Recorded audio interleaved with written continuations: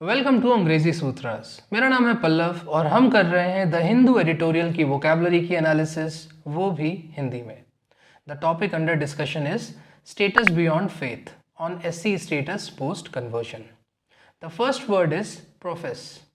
Regardless of the religion they now profess. Profess is a verb जिसका मतलब होता है to believe in, to follow. किसी faith में बिलीव करना, किसी फेथ को फॉलो करना। He publicly professes socialism, but many believe that he is actually a capitalist. तो पब्लिकली एक सोशलिस्ट होने का दावा करता है, पर लोग समझते हैं कि वो एक कैपिटलिस्ट है।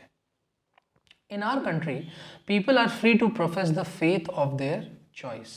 हमारी कंट्री में लोग अपनी चॉइस की फेथ को परसू कर सकते हैं, उसको बिलीव कर सकते हैं, उसको फॉलो कर सकते हैं। The first phrase is fraught with. It is a task fraught with difficulty for the panel. इसका मतलब होता है full of. Investment in financially weak companies is fraught with risks. Financially weak companies में invest करना is full of risks. Our trip to Ladakh was fraught with adventures. हमारी लद्दाख की trip adventures से भरी हुई थी। The next phrase is grapple with.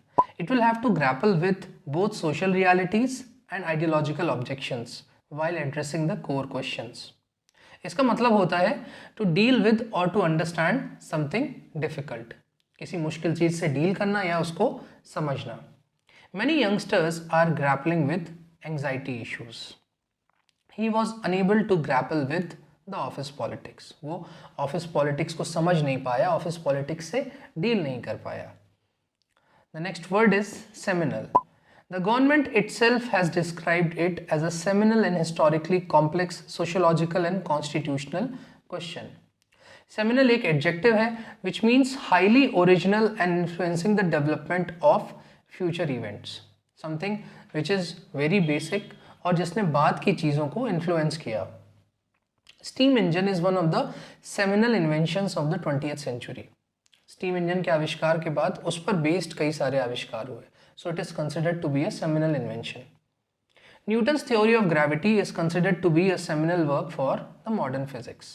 So Newton ने जो अपनी ग्रेविटी की थ्योरी दी उस पर फर्दर कई सारे डेवलपमेंट्स हुए और हमको मॉडर्न फिजिक्स देखने को मिली।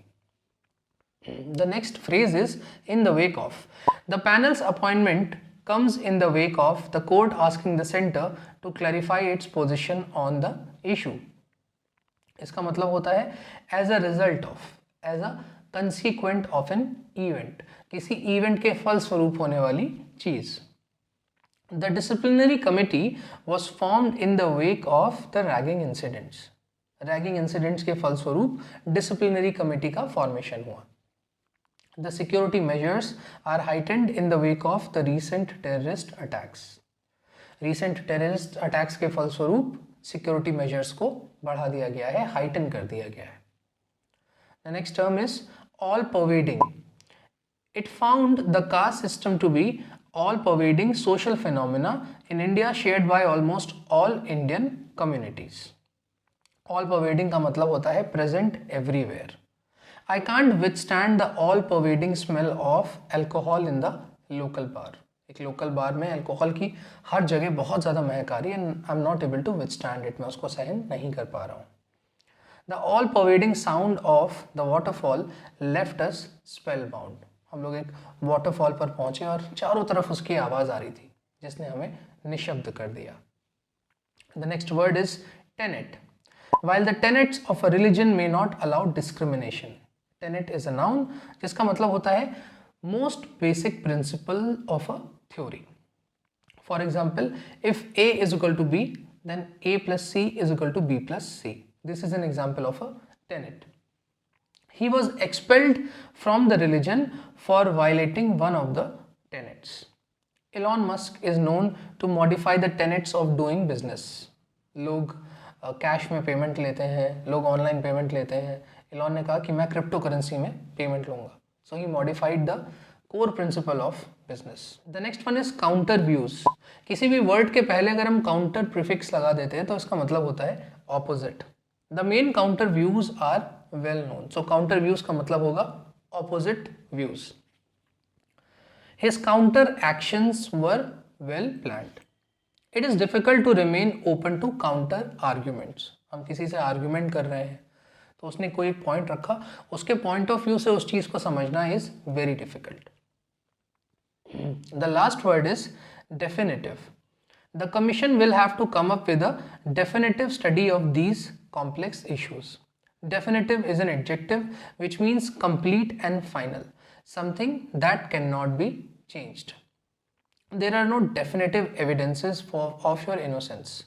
तुम्हारे पास सबूत तो बहुत सारे हैं, बट ऐसा कोई पक्का सबूत नहीं है जिससे तुम्हारा इनोसेंस प्रूफ हो सके. We need a definitive 5-year plan. हमें एक पक्का full and final 5-year plan चाहिए. तो ये थे इस आर्टिकल से जुड़े डिफिकल्ट वर्ड्स और फ्रेजेस. इनमें से कौन सा वर्ड या फ्रेज आपको सबसे अच्छा लगा, उसको एक सेंटेंस में यूज कीजिए और कमेंट कीजिए. इनफैक्ट कई सारे वर्ड्स और फ्रेजेस को सेंटेंसेस में यूज कीजिए और कमेंट कीजिए. इससे आपको अपनी लर्निंग के ऊपर एक कॉन्फिडेंस आएगा. अगले वीडियो में मिलते हैं ऐसी एक एनालिसिस के साथ. अंग्रेजी सूत्रास ओवर एंड आउट.